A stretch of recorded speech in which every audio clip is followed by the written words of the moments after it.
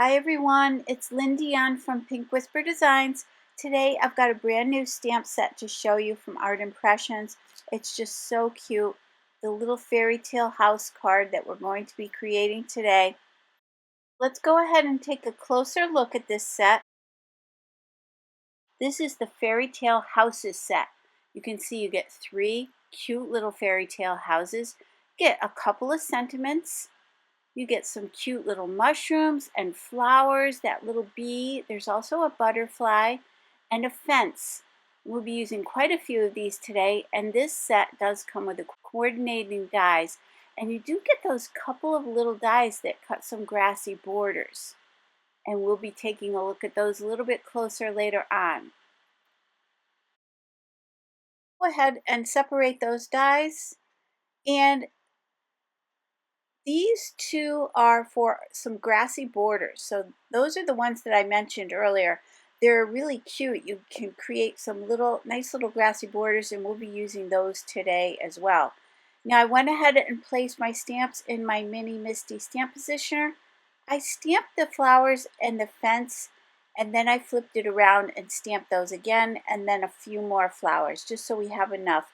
We'll have 2 sets of the fences and tons of the flowers. Now I've got the colors listed in the upper left hand corner as we're going along, and these are the Zig Clean Color Real Brush pens, so these are a water-based marker. I'll be using my Zig Blender pen to do all of the blending on these today, but you could certainly use a water brush here as well. So now I'm switching over. I'll do all of these flowers in a variety of colors, some reds and blues and purples, just to get a nice mix of colors. Here I've got light violet, and I'm adding a little shadow right in the center and just kind of pulling those out to the edges of those petals and keeping the edges the lightest. And then I've got a little bit of purple, and we'll just pull that out. You can always go back and add more of that color if you need to get more of a shadow. And I'll do all of the stems and leaves with the light green and green. You do want to clean off your blender pen in between colors, and to do that you just scribble it onto your scrap paper until it goes clear. Now with beige and mid brown I'll do the shoe. So this is the old woman who lived in the shoe, is how I'm kind of interpreting this, and I thought it sort of would be in the woods with lots of flowers and a garden all around it, kind of overgrown looking.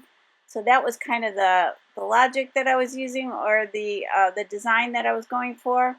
And I'll start off with the beige, and then I'll add the mid brown for all of my shadowing. And I love these 2 colors together. I think they just make a really nice shade of brown. It's not too dark. It gives you a lot of area for highlights, and they just blend together really well. So I have sped up the coloring quite a bit. I just want to quickly show you what I did and all of the colors that I used. And I also want to mention there is a bundle set available. It's all of the fairy tale items. There's a mini rectangle frame set and a scallop frame die set, the Woodland Fairies, which I used in a previous video, so you could check that out. I'll link that down below as well. And then we've got the Woodland Castles, so there's a whole series of castles, and then the fairy tale houses that we're using today. And there's also a fairy garden paper pack, and then there's these cute little tiny glass bottles that you could use. You could fill them with the pixie dust, some clear glitter, and tie them to your projects. They were kind of designed to be tied onto your journals, but you could certainly use them for anything you like. So you can have some fun with this shoe, color it in some really whimsical color. You could do some purples or pinks. It would be really fun.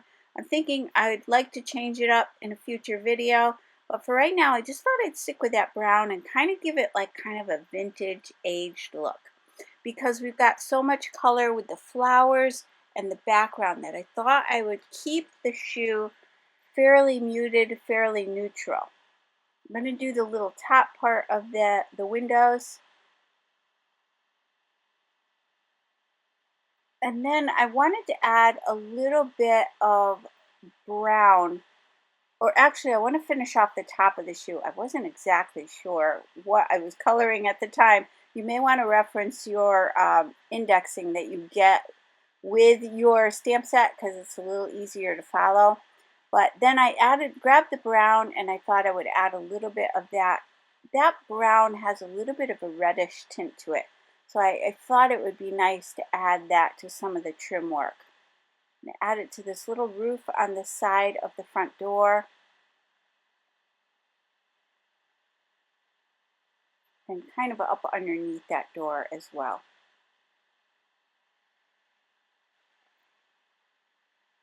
And then I'll also add that same brown around those window frames.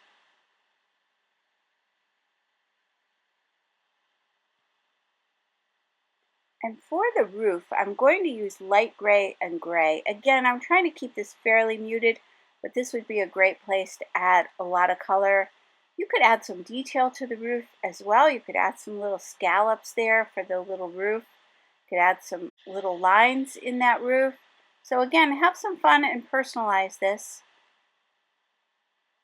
I'm going to keep the shadows kind of down towards the bottom, and then I'll pull those up towards the top.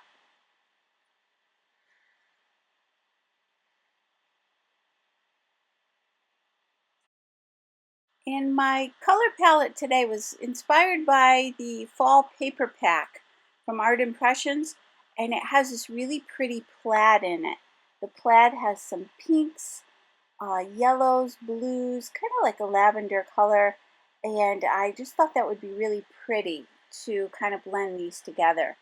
And then since I wanted our little house to look like it's in the forest, another piece of cardstock from that same paper pack, a kind of a mustardy yellow, and it has some really cute little trees in the background. So I thought that would kind of be a nod to this being in the forest. So that was kind of my thinking on this little card. And then of course we'll be using the sentiment from this set, which is just so cute. There are two sentiments. The one we're going to be using says, "May your birthday be magical, your wishes take flight, may your day be a fairy tale filled with delight." I love that. I just think that's so cute. And then I didn't stamp the little butterflies, but I am going to come back in, I'll show you that as well, and stamp 3 butterflies for the front of this card. And we will place those kind of coming across the front of the card, and we'll be doing them in all the different colors that we used on the flowers. So I'm just going to kind of mix and match those colors. I will color that off camera, but I will show you that I did stamp those 3 butterflies, again from this same set. And then we'll also create a frame to place this little scene inside. So we're going to create a wood grain frame, and it's going to be kind of give it some dimension so it almost looks like we're looking into this scene. Now I did end up coloring that little door on the front of the shoe, but that is not going to show. But I did color that in. A few of these items aren't going to show. And then for the 2 fences, I'm just going to add a little bit of the light gray just for a little shadow. I've got my coordinating dies, and I did cut those apart with that steel die cutter. That steel die cutter is a product that Art Impressions is carrying, and again I will list and link that below for you. And you can see how cute this cuts out, and the little fence, it cuts out all the details of the fence. So I went ahead and die cut all the rest of those pieces. Now again, here are those 2 little grassy borders. So I'm going to just take a couple shades of green. These are the Distress Oxide inks and a small blending brush. And we're using Mowed Lawn, that's the lighter color. And then we'll add a little bit of shadowing with the Rustic Wilderness. So I die cut 3 of the large ones and 3 of the small ones, and that was plenty for this card. Here's this beautiful fall paper pack. We're going to use that plaid and the wood grain, and also that little pattern, as I said, it looks like it has little tiny trees on it. To start off, I want to create a frame with that wood grain pattern. So I've got two dies. These are from the square double stitch dies. And I'm going to grab the largest one and the second largest one. And then for that plaid paper, I'm going to use the A2 double stitch dies. These are a standard A2 size card. We'll grab that largest one. And then we'll run all those through the die cutting machine. Now to create that wood grain frame, I've got those two square dies again, the largest one and the second largest one. And I'm using some post-it tape just to tape those together. I want to make sure that they're an equal distance apart. So I've just centered that smaller one inside the larger one. I'm taping them together because we're going to die cut a couple more of these frames and I want them to be the exact same size. So let's run that through. And now that I have these dies still taped together, I'm going to run it through 2 more times using some Strathmore Bristol Smooth cardstock. I also die cut that mustardy yellow pattern paper with the largest die, the largest square die that we used to create this frame. So now that we have everything die cut, let's go ahead and glue these together. So I'm just going to stack up the 2 white ones and then we'll place that wood grain pattern on top. That's going to give us a little bit of dimension and you can see how that is going to go together. Now here's that sentiment that I mentioned to you earlier, and I want to place that in the upper left-hand corner of the frame. So I'm going to temporarily place that frame down just so I can see where this stamp needs to go. Then we can go ahead and remove the frame and stamp the sentiment. So again, I'll use that Versafine Onyx black ink. I'm just prepping that stamp really quickly. I haven't used it before, so I'm just rubbing it with my fingers just to take off any film on the top of it. Just get a nice crisp stamping. So let's go ahead and stamp that.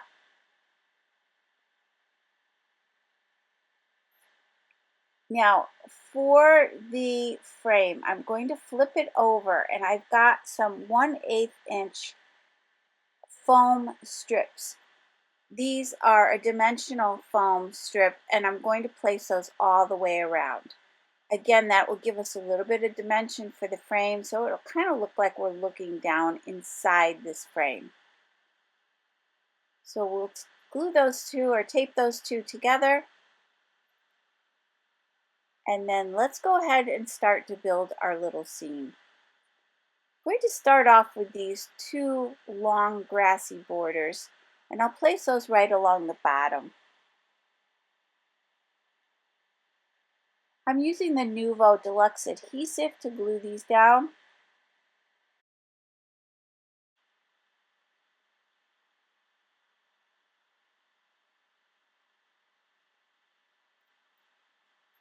Now let's go ahead and add that little piece of grass, that little section of grass. So that gives us grass all along the bottom. And then I've got my small foam squares. These are from scrapbook.com. I love these. These give you a little bit of dimension, but not too thick. And I'm going to place that off to the right hand side. And you can see our sentiment fits in there nicely. And then I'm just going to start to build up the scene of flowers. So I'm going to add some dimension to some of these. I'm going to add a little bit of dimension to the top, and then I'll just glue the bottom part of the stem down. And I do want the flowers to kind of look like they're coming out of the scene. So I'm placing them over that frame as well. I kind of want the frame to be a little more interactive. So again, I'll pop up some of these flowers and I'll glue some of these flat.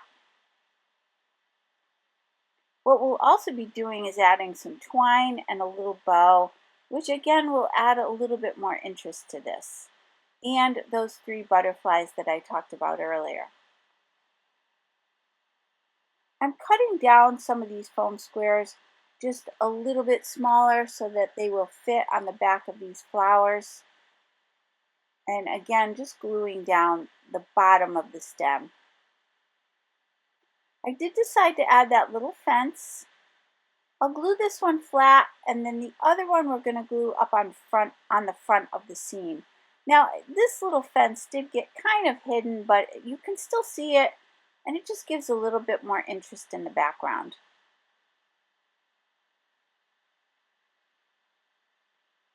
Just checking to see where I want everything to go, and we'll pop these in place.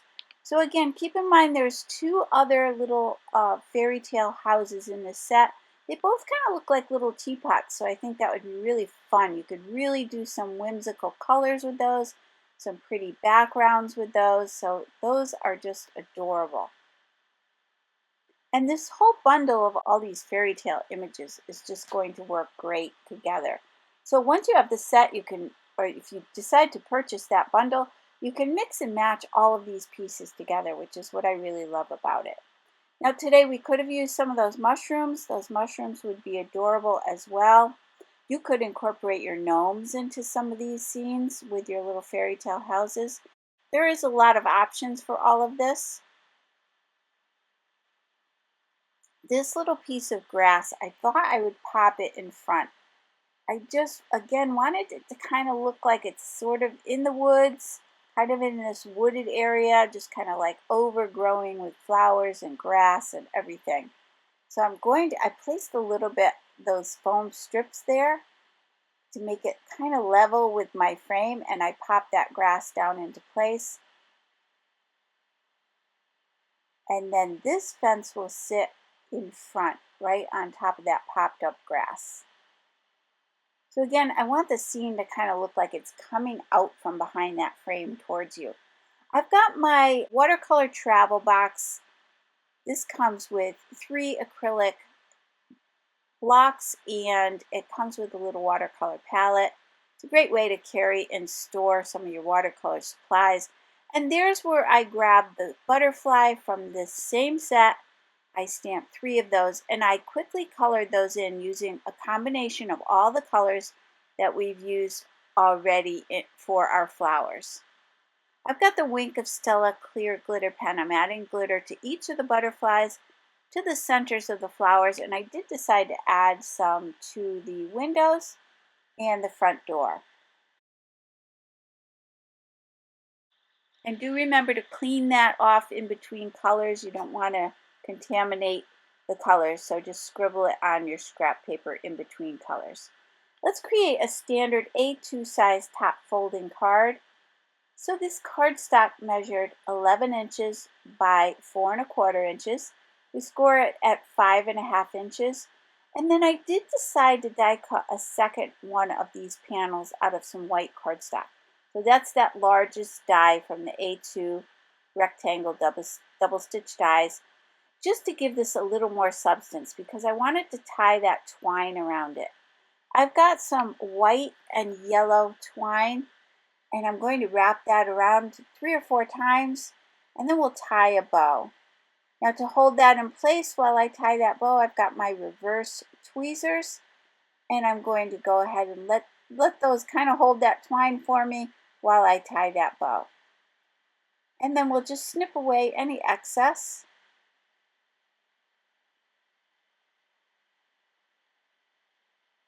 And now we can pop this up on the front of the card. So what I'm going to do is use some 3D foam tape. I'll just avoid that area where the twine is so that it doesn't get too bulky.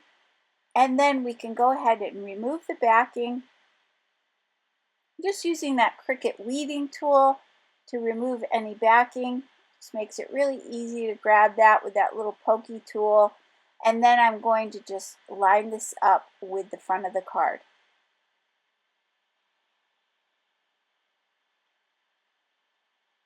And now we can go ahead and add our frame. I'm just going to glue this flat, but you could certainly pop this up as well if you wanted some additional dimension. And then for each of the little butterflies, I'm just using my fingers to just curl up the edges or the wings just a little bit to give them some added dimension. And I've got the 3, I kind of have them kind of like in almost like a little triangle. And let's go ahead and glue these down.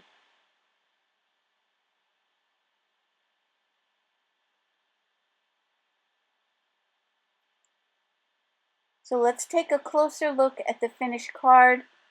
And again, we have a lot of dimension, and you can see those little trees in the background on our background paper and this cute little fairy tale house. So I really hope you enjoyed today's video. If you did, please hit the like button and subscribe. And don't forget to hit that notification bell so that you don't miss a single video. Thanks so much for joining me today. I really do appreciate it. And I hope you have a great day. Take care. Bye-bye.